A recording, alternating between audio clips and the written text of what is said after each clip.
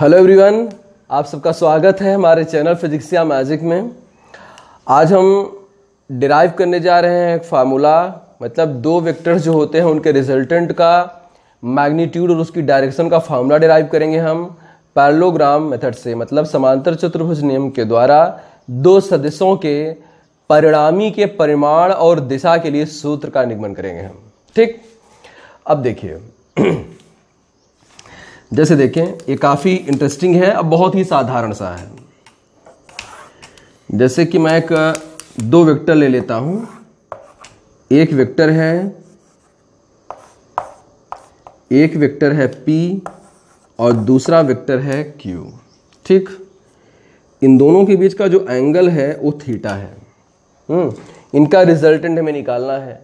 तो जैसे triangle rule हो या पैरेललोग्राम रूल हो, दोनों एक ही हैं, मैं आपको बता चुका हूं, क्योंकि साइड उठा के यहां पर रख देंगे तो डायगोनल के साथ ट्राइंगल बन जाएगा। बस आप एक पैरेललोग्राम बनाइए, समांतर चतुर्भुज ऐसे। ठीक, तो आपको बताया गया है कि ये जो डायगोनल होता है विकर्ण, यह विकर्ण वेक्टर R है। इन वेक्टर फॉर्म में यह वेक्टर P प्लस Q के इक्वल है। ठीक, मान लेते हैं कि ये जो मतलब रिजल्टेंट है वेक्टर P से अल्फा कोण बना रहा है। अब जैसे बुक में आपके थीटा यहां माना हो, अल्फा यहां माना हो, तो आपको मैनेज करना होगा। हो सकता है ABC मान लिया हो, बहुत सारी चीजें हो सकती हैं। जैसे कि ये मैंने जो समांतर चतुर्भुज हमारा पैरेललोग्राम है, इसे मैंने ABCD का नाम दे दिया है।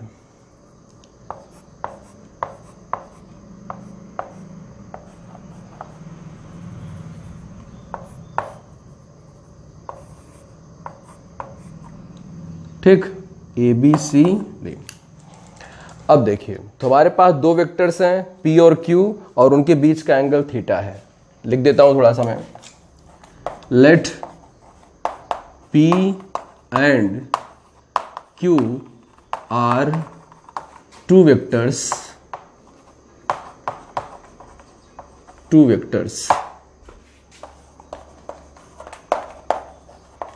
Angle between vectors is theta। Angle between vectors is theta. ठीक, उसके बाद अब देखिए, let resultant of vectors is R which is at angle alpha from vector P। Okay, अब देखिए, जो इस साइड है हमारी AB की लेंथ वेक्टर P के मैग्नीट्यूड को रिप्रेजेंट करेगी। जो AD है, AD के लेंथ वेक्टर Q के मैग्नीट्यूड को रिप्रेजेंट करेगी। उसके बाद जो डायरेक्शन है यह डायरेक्शन AB की डायरेक्शन P की डायरेक्शन है और AD की डायरेक्शन Q की डायरेक्शन है। अब इस कंडीशन में जो AC की लेंथ जो AC की है वह वेक्टर R मतलब P और Q के रिजल्टेंट का मैग्नीट्यूड है और इसकी जो डायरेक्शन है वह R की डायरेक्शन है, मतलब P और Q के रिजल्टेंट की डायरेक्शन। तो अब हम पहले AC लेंथ निकालेंगे, मतलब रिजल्टेंट R का मैग्नीट्यूड। ठीक, उसके बाद अल्फा निकाल कर बताएंगे कि इसकी डायरेक्शन कितनी है। हम इसका एंगल जरूरी नहीं कि P से मेजर करें, वो मतलब हैबिट पड़ी ऐसे पढ़ाते पढ़ाते, आप Q से भी मेजर कर सकते हो। मैं आपको बताता हूं कैसे बनाना है फार्मूला पूरा डिराइव करने के बाद। ठीक, तो जैसे देखिए, हमें AC निकालने के लिए हमें पाइथागोरस रूल यूज करना है। तो पाइथागोरस यूज आप जानते हैं कि राइट एंगल ट्राइंगल में लगता है। तो इस वजह से हमने यहां से एक परपेंडिकुलर डाल दिया AB पर। तो ऐसा तभी पॉसिबल है जब आप इसे आगे बढ़ाओगे। अब देखिए, जैसे AB की लेंथ मैग्नीट्यूड P का मैग्नीट्यूड है, तो जैसे मैं सारी चीजें लिख देता हूं। जैसे कि आप देख रहे हैं कि जो P है, P सिर्फ P, A वेक्टर P का मैग्नीट्यूड है बिना एरो के, और A जो है आपका AB के इक्वल है। ठीक, उसके बाद जो आपका AD है, जो वेक्टर Q है आपका, जो Q है बिना एरो वाला Q, इसको आप जानते हो कि आप उसका सिंबल मानते हो वेक्टर Q के मैग्नीट्यूड का, and in this case it is equal to AD। यह AD के इक्वल है, ठीक है, BC के भी इक्वल है क्योंकि AD और AC इक्वल है। अब देखिए, अब जो वेक्टर आपका R है, R सिर्फ लेंगे तो ये वेक्टर R है आपका, ठीक। उसके बाद ये आपका है AC, ठीक। और अब देखें तो जैसे अगर हम देखें कि AB अगर P है बिना एरो वाला P, तो CD भी P है। अगर AD Q है तो BC भी Q है। मुद्दा फंसा इन दो साइड्स का जो अभी अभी आ गई हैं, तो इनको हम कैलकुलेट कर लेते हैं। जैसे ए वाला एंगल थीटा है तो ए वाला भी एंगल थीटा होगा, ABCD, इसे आप E मान लो। आप BE और CE कैलकुलेट कर लो। तो अब देखिए हम लोग B और CD कैलकुलेट कर लेते हैं। देखो इन ट्राइंगल BEC में, जो आपका BE है, BE मतलब बेस, ठीक है, अपन हाइपोटेन्यूज जो है आधार बटा कर्ण इज इक्वल टू आपका है cos theta. This implies that जो आपका BE है यह BC इंटू कॉस थीटा है, ठीक। और जो आपका ये परपेंडिकुलर है और हाइपोटेन्यूज है, तो जो आपका CE है, CE बटा BC is equal to sine theta. This implies that CE is equal to BC sine theta, ठीक। अब देखिए in triangle, right angle triangle है AEC, इन ट्राइंगल AEC में जो AC है आपका, AC का स्क्वायर जो है AE का square, square of AE plus square of CE। उसके बाद जो AE है आपका, यह AB प्लस B का होल स्क्वायर है प्लस C का होल स्क्वायर है। तो AC square is equal to AB। अब AB square plus BE square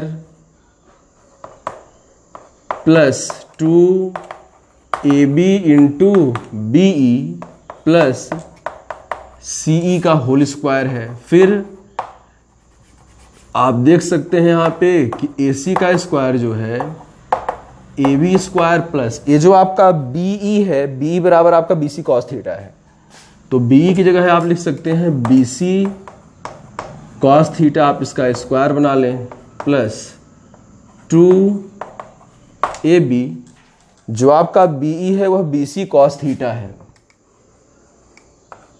BC cos theta, and plus जो आपका CE है, CE की वैल्यू है BC sine theta, BC sine theta का होल स्क्वायर। फिर AC square is equal to AB square plus, इन दोनों को जरा देखिए, इसको हम बाद में किनारे कर देंगे। BC स्क्वायर कॉमन है, तो ये बनेगा cos square theta plus sine square theta. 10th के बच्चों का बहुत ही फेवरेट फार्मूला है ये cos square theta plus sine square theta, plus 2AB BC cos theta. अब हम लोग फाइनल लाइन पे पहुंच चुके हैं।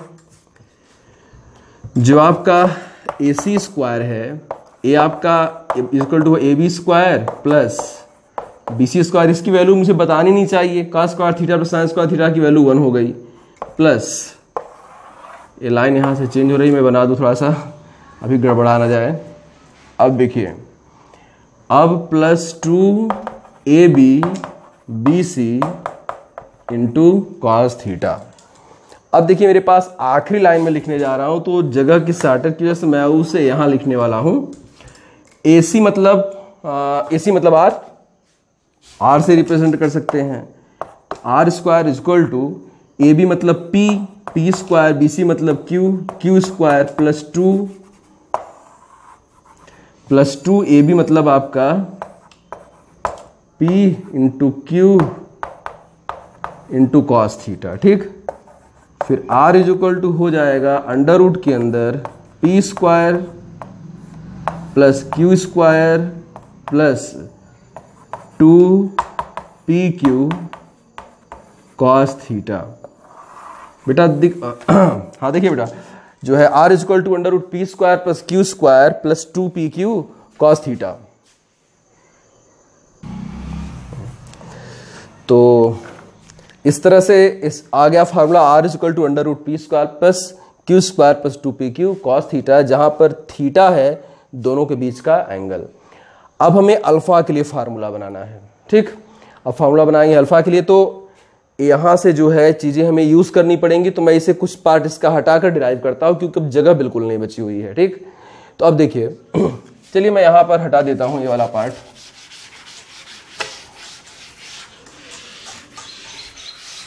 मैं इसे हटा के यहां पे कैलकुलेट कर देता हूं। देखिए अब फिर से वही बात है, इन triangle AEC, in triangle AEC जो आपका tan अल्फा है, tan alpha perpendicular by base, तो आपका है CE divided by AE, CE upon AE। तो फिर CE जो है आपका, तो CE है, जो AE है वो AB प्लस BE है। फिर tan alpha is equal to CE, ठीक। जो CE है आपका,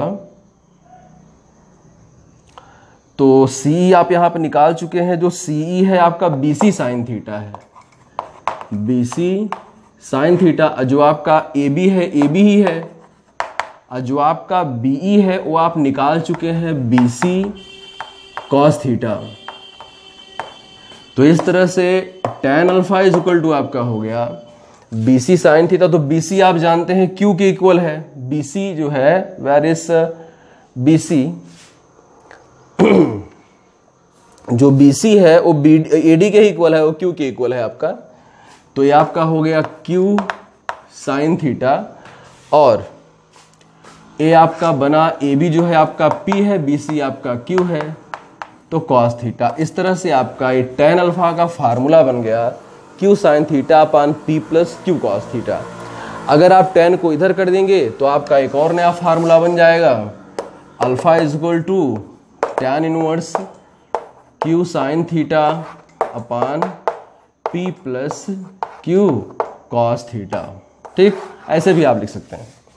अब मैं आपको इसकी कुछ केसेस बताता हूं। तो आइए इसकी कुछ केसेस देख लेते हैं हम लोग।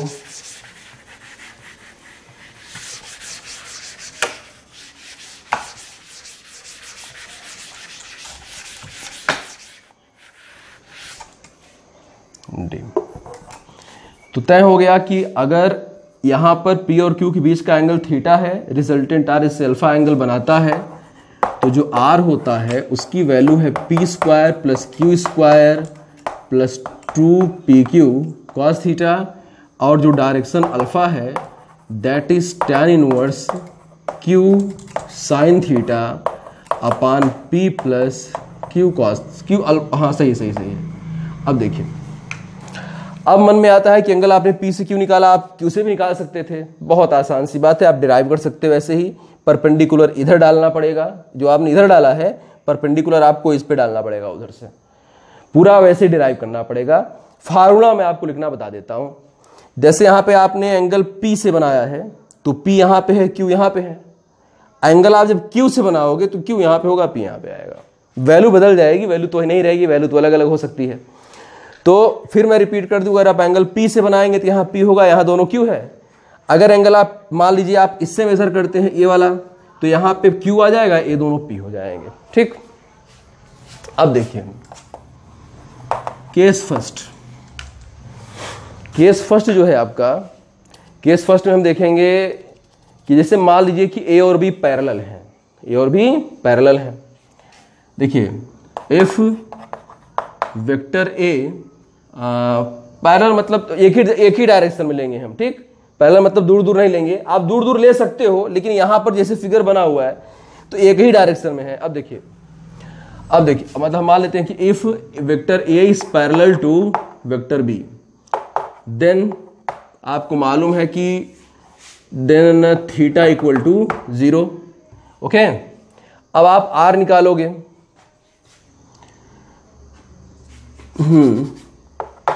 That is theta equal to 0। Then जैसे मान लीजिए कि ए और बी पैरेलल है, एक ही डायरेक्शन में है, तो थीटा 0 हो जाएगा अपने आप। आप एक ही पॉइंट पर दोनों को लोगे तब, और दूर दूर भी कर लेंगे अगर, तब भी आप मैनेज कर सकते हैं, उसे पास लाके रिजल्टेंट निकाल सकते हैं। अब देखिए, अब आप आर अगर कैलकुलेट करते हो तो अंडर रूट के अंदर थीटा आपको 0 रखना पड़ेगा वहां पे, तो p square plus q square plus 2p q cos 0 की वैल्यू 1 हो जाएगी। R is equal to p square plus q square plus 2pq, तो R is equal to under root के अंदर p प्लस क्यू का होल स्क्वायर है, तो R is equal to बन जाएगा आपका p प्लस क्यू। अब अगर ए भी इसी डायरेक्शन में है, बी भी इसी डायरेक्शन में है, तो रिजल्टेंट भी इसी डायरेक्शन में होगा। बस एक चीज बात है, अगर ए और बी दोनों एक ही लाइन पे हैं तो रिजल्टेंट भी इसी लाइन पे इसी डायरेक्शन में होगा। लेकिन अगर ए और बी पैरेलल तो हैं लेकिन अलग अलग लाइन ऑफ एक्शन पे हैं, तो रिजल्टेंट इनके बीच में कहीं पर काम करेगा, लेकिन डायरेक्शन वही होगी। ये चीजें हम आगे पढ़ेंगे, मतलब यहां पे सिर्फ हमें रिजल्टेंट निकालना सिखाया जा रहा है। अब देखिए, तो डायरेक्शन वही मिली, मतलब आर भी यहीं पे है, इसका मतलब अगर आर यहां पे आ जाएगा तो अल्फा 0 हो जाएगा। सही बात है भैया, आप यहां से अगर आप tan अल्फा कैलकुलेट करोगे तो Q sin 0, tan इधर उठा लाया हूं मैं, P प्लस Q cos 0, तो sin 0 की वैल्यू 0 हो गई तो ओवरऑल 0 हो गया। Then you will get tan alpha equal to 0, तो tan alpha is equal to आपका बना tan 0, तो अल्फा इज इक्वल टू 0। मन में आता है tan 180 भी तो ले सकते हैं, फिजिक्स पढ़ रहे हैं, मैथ चल नहीं रही है। मैथ होती तो अल्फा की हम इनफाइनाइट वैल्यूज बताते, होता भी है, लेकिन यहां पर ए और बी अगर इस डायरेक्शन में है तो रिजल्टेंट भी इसी डायरेक्शन में होगा, तो अल्फा की वैल्यू हम 0 भी लेंगे। मैथ बिल्कुल नहीं सॉल्व करेंगे कि अल्फा की कई वैल्यू निकाले हैं। अब हमारा केस सेकंड है कि if A and B are opposite, if vector A and vector B are opposite, okay, that is theta equal to 0 degree, sorry theta is equal to 180, that is theta is equal to, भाई देखिए opposite का मतलब ये हुआ ए इधर है तो sorry P इधर है, तो सॉरी मैंने ए भी लिख दिया है, वेरी सॉरी, फार्मूला मैंने पी और क्यू में लिया है, तो मुझे यहां पे पी और क्यू लिखना है। तो अगर मैंने बोला भी हो तो उसको आप थोड़ा मैनेज करिएगा, जैसे Q यहां पे है, P यहां पे है, तो अपोजिट का मतलब ये हुआ कि ऐसे हो जाएंगे, तो एंगल 180 बन जाएगा। तो उस समय जब एंगल 180 बनेगा तो ये जो 0 है आपका ये 180 आ जाएगा, तो आपका यहां पे माइनस आ जाएगा, तो ये बनेगा P माइनस क्यू या Q माइनस P का होल स्क्वायर, तो रिजल्टेंट आ जाएगा P माइनस क्यू।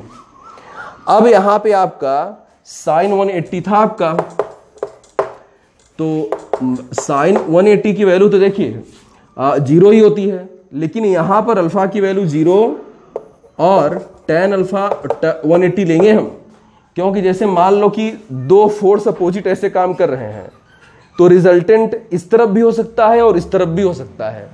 तो जैसे आपका P यहां पे काम कर रहा है, Q यहां पे काम कर रहा है, तो रिजल्टेंट अगर यहां काम कर रहा है तो आपने रिजल्टेंट का एंगल P से मेजर किया था, तो रिजल्टेंट अगर R यहां पे काम करेगा, अगर R यहां पे है इसका मतलब R ने P से एंगल 0 बनाया है। लेकिन अगर R आप इधर काम करेगा, कभी Q बड़ा हो जाएगा तो R इधर आ जाएगा, तब जो रिजल्टेंट R है वो P से आपने एंगल मेजर किया है, तब 180 अपने आप आ जाएगा। तो यहां पर अल्फा की दो वैल्यू है 0 और 180, रीजन अल्फा आपने P से मेजर किया है। तो अगर R P की डायरेक्शन में है तो अल्फा 0 है, लेकिन अगर Q की डायरेक्शन में है तब P से R का एंगल आप 180 लेके चल रहे हैं। तो अब जो है, अब हम एक थर्ड केस पढ़ते हैं कि जब P और Q परपेंडिकुलर हो, वेरी इंपॉर्टेंट।